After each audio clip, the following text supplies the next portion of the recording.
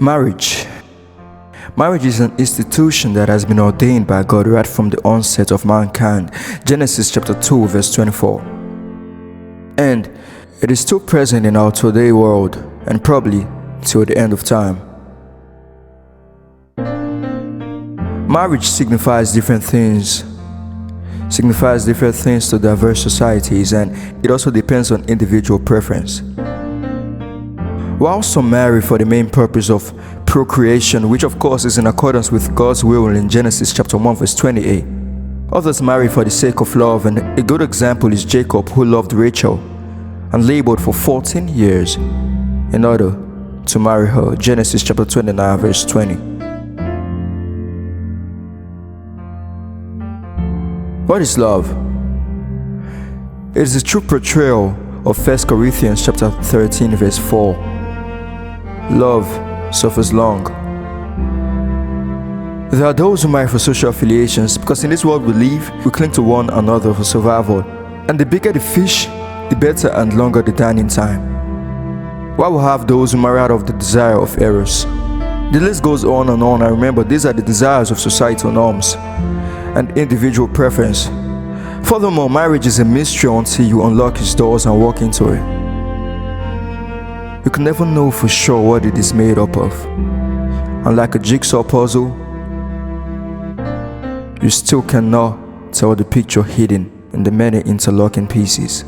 You have to begin playing first, meaning already life has qualified as a game. What is marriage then to you? Is it what you consider to be rhythm and blues? What the telenovelas, musical scenes, fantasy tales depict? Or do you think it is of explosion and gloom?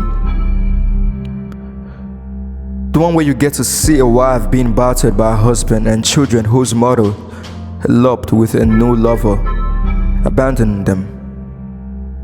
No matter what you've heard or what you've read or what you've seen, it shouldn't make you all excited nor scared. You still have to make your own story. A poet once told me, do not let people's stories stop you from telling yours. I looked at this statement from many angles, and it seems to fit in almost every context of life, especially the aspect of marriage.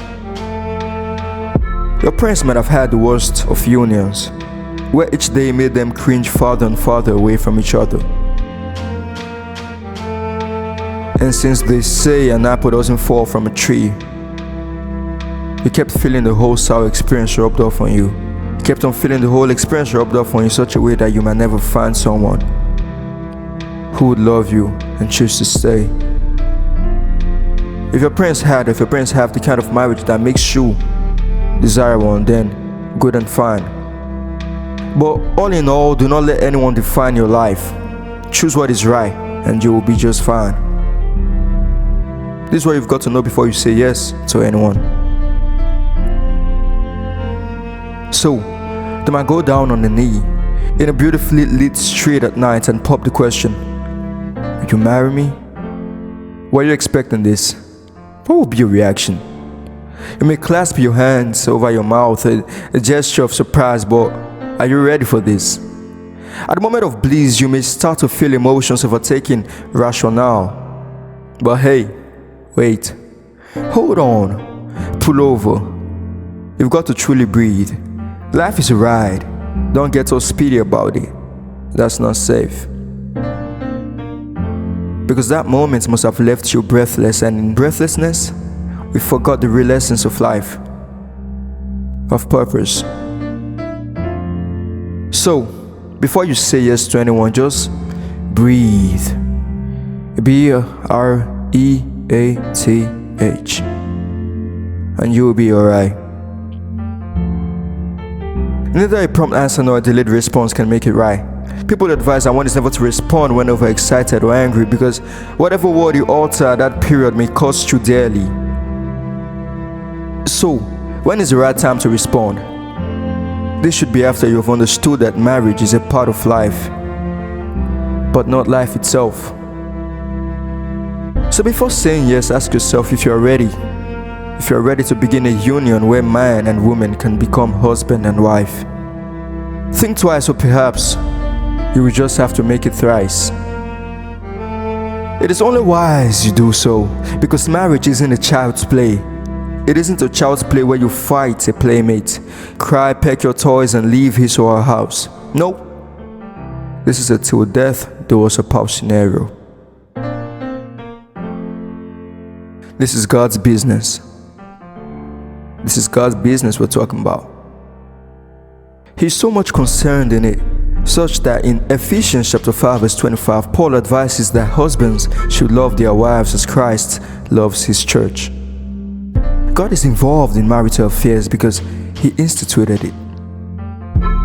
Let me give you an insight on this. Imagine a founder of an organization who withdraws from all its activities. Will that in the least make sensible sense? Anyone who hears of this might just conclude that there might be something fishy about the organization to have made the whole founder forsake it. That's why when it comes to matters like this, do not leave God out of it. He does not forsake it.